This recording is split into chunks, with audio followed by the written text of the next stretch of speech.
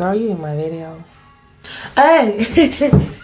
Hey guys, it's your girl Miss Lee here. Welcome back to my channel. Good morning, good afternoon, or good night, depending on where you are. If you're new to the channel or you haven't done so already, please subscribe to my channel, hit the thumbs up and the notification so that you are aware every time I drop new content. Also, another way you can stay connected with me is by following me on the gram. The link is across the screen. So let's get into it. Okay guys, for those who have seen my previous videos, you will know I've mentioned it before that I am a mother. I'm a mother of 4 children and I am a single mother at that, yes. So I'm just here to connect with the single parents out there, just giving you my tips on how I get through. My eldest is 18. Josh, do you want to say hello? Just put your hand in the video. I'm going downstairs. Just put your hand like... No. Josh, do you want to say hello? Janae, do you want to say hi? Say hey, girl. Hi. Zai, say hey. Hi. You've met this one before. Say hey, girl. Oh. Hey. They can't see you. Come in. No, you have to put it here. So with my first son's dad, I was with him for like nearly 2 years before I got pregnant, and then whilst I was pregnant, Ninja told me he wanted a break. And then with the younger three's dad, so I got 2 baby daddies. I used to be ashamed of it, but it's something that happens called life. Anyway, with him it was even worse. I mean, it wasn't really a relationship, but we did live together for nearly 2 years. And that was like in the middle of the small, well, it wasn't, yeah, the kind of small time that we was kind of together. He lived with us for nearly 2 years. So other than that, most of my children's lives, I have been a single parent. So I've had challenges, I've had highs, I've had lows. I have a degree in money management and I'm not a professor. However, I believe I have the best degree that no one and nothing better than life itself could have taught me, which is called experience, life experience. So that is my profession. It's my life experiences. And, you know, I've made it to this point where my eldest is 18, Janae's 14, and the twins are 12. So I've raised, out of all 4, one of them fully adult. You know, the other lot, you know, we still got a way to go. I feel I can share my experiences with you because it has been a journey and it still is a journey. And I don't want to be here being fake and be like, oh, you're going to do this. No, this is how it is. So first of all, I was working full time when I had Janae and Joshua, the first 2. And my tip would be single parents out there, work, bring an income in. No matter what, bring an income in, okay? Because that's the only way you're going to get through your time whilst your children are very young. Now, I'm talking to single parents, meaning single parents who are not getting no financial help from the other parent, because I didn't get no financial help from the younger three's dad at all. Joshua's dad is, let me not throw no shade, but you know, shade intended. He didn't really want to give me any money, but he did support. It was very little, but little is better than nothing. So it paid for his dinner money every week, or I used to put Joshua into extra tuition to help him with his education. So it would help contribute towards that. But it couldn't really do anything else. But nevertheless, something was better than nothing, whereas the younger three's dad gave me nothing. So money management is very important if you are a single person. So it's not always going to be plain sailing. You're going to have to make sacrifices. I've had a lot of people say to me, oh my God, you're so mean.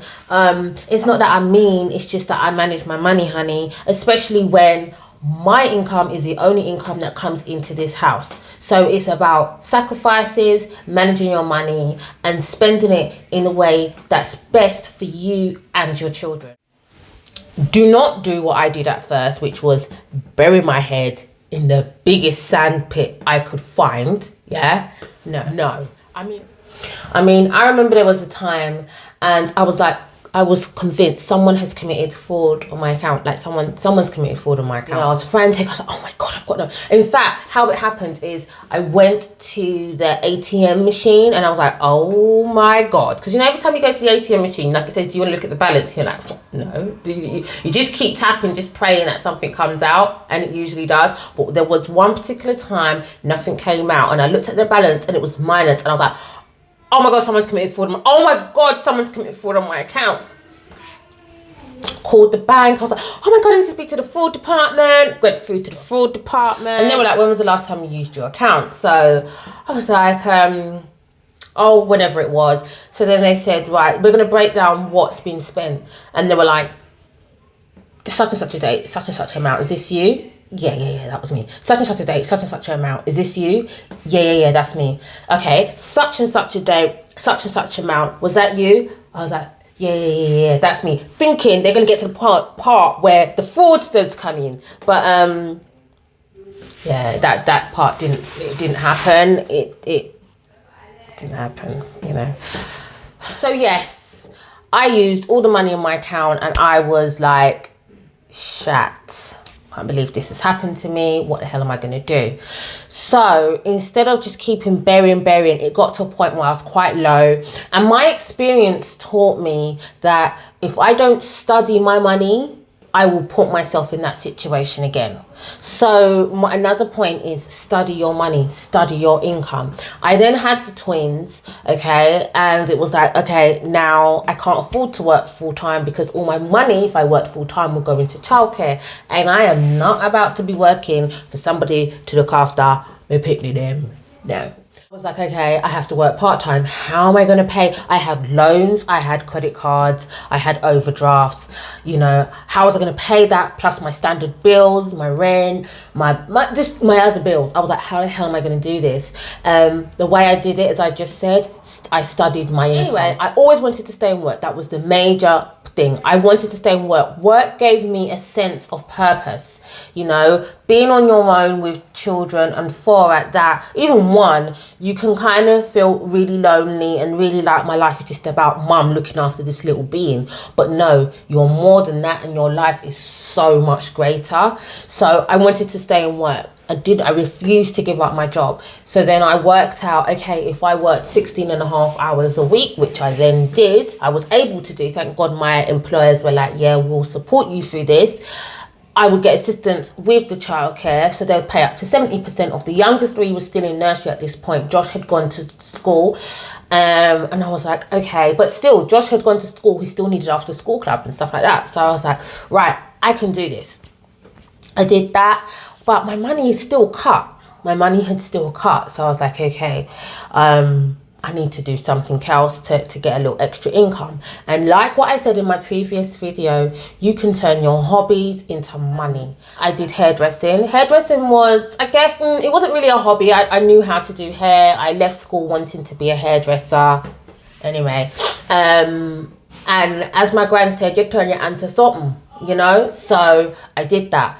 On the days that I wasn't working or the evenings, I would do somebody's hair, and that would help me pay my bills. And this is another point I need to throw out there. Make sure you focus on paying your bills. That's so important. And you could be thinking, yeah, well, that's why I ain't got no money. Yeah, but that's why you still got a roof over your head.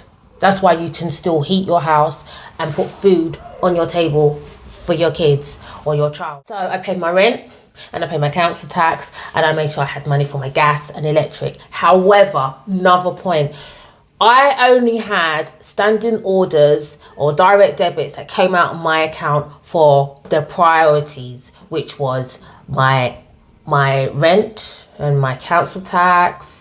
I think those were the main 2. My childcare, because if I didn't have the childcare, like, you know, other than that, I didn't allow companies to keep dipping into my account and taking out money. Now, companies will be like, you save money if you set up a direct debit, but this is all part of your money management.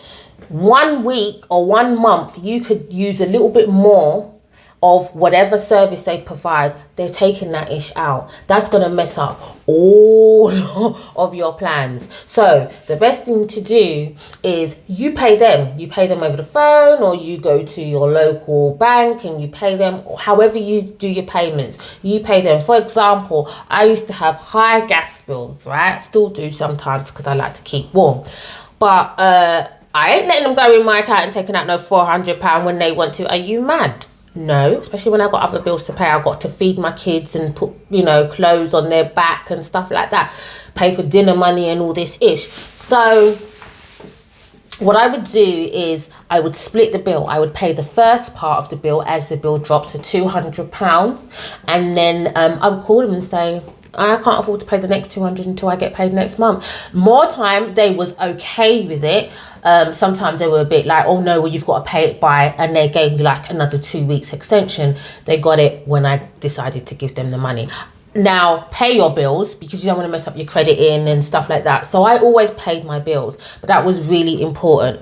So another thing, do not bury your head. As I said earlier, I had loans, credit cards, direct debits. I had to consolidate. You have to compromise. You have to make a compromise. I had to consolidate all of that, and I did that, and I paid one amount of money for, I think it was 5 years. At the time, it was really challenging because I did work part-time, but I was able to account for that. That's something that came out direct debit because I knew I had to pay that, otherwise I'll have them bailiffs knocking on my door wanting to take my ish out of my house. So I made sure that I did that as well. Study your money, study your income.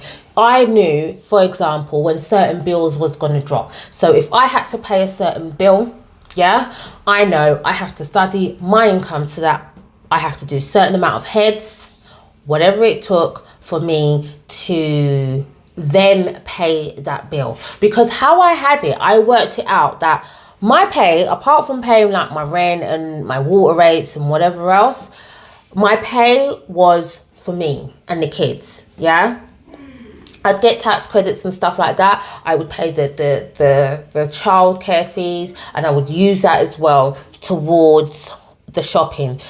Here in the UK, you get something called child benefit. People would be like, oh, I saved my child benefit. I ain't got time to be saving no child benefit, honey. I had to use that, and that paid for the dinner money. So do you get what I mean? I studied my money and I made it work for me to the point where, yes, I still had something at the end of each month. It depends on what kind of bills came out, but I still, more time, I had something at the end of each month so that I could say to the kids, let me buy this or let's buy that. We still was able to eat, go on holidays. Yes, I said go on holidays. I didn't do nothing illegal. I didn't rob no bank. I just did it by money management. Don't get me wrong. There are some months when I'll be like, okay, it's a low month this month. It's a low month. Next month it will be better. And that's how life is. That's how life has it, because you have different things that throw itself at you and you have to deal with it financially. But my main point is, if you are a single parent, you pay your bills, okay? Very important. Money manage what's going in your account and what's coming out.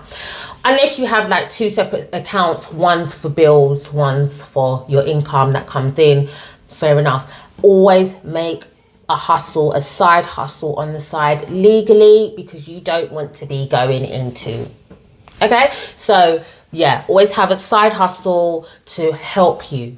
Look out there, look online, see what you can get from your local authority, financial help. Sometimes they give you grants and stuff like that. I don't know all of them because I didn't get all of them. The main thing I had was like child tax credits and stuff like that. So, and that's universal. So it wasn't, and because I was working, I didn't get like income support grants and stuff like that. But some people can, they're still entitled to that. Guys, if I can do it and I've made it this far, so can you. Unfortunately, the other parent that doesn't live with the child, in a lot of situations, not all, they feel that it's optional whether they give financially. However, for the parent, the main parent, the primary parent, the ones who are living with the kids and raising the kids, it's not optional for us. We have to get in there and do what we need to do to raise our children and make sure that we are also okay, because we're the driver on this journey. And if we are not okay, we cannot transport our children to the next stages in their life. We can't. So we got to make sure that you're okay, and that will make sure, in turn, make sure that they're okay. Putting something aside for yourself, you know, every other month, if you can't afford to do it every month. I did it every month, but every other month, put a little something aside for yourself. So if you got your nails done, your hair done. My strategy was something that has helped me get through. Hey guys, drop your comments below, let me know what you think, and until next time, you guys will see me soon. Take care. Don't forget to subscribe. Bye.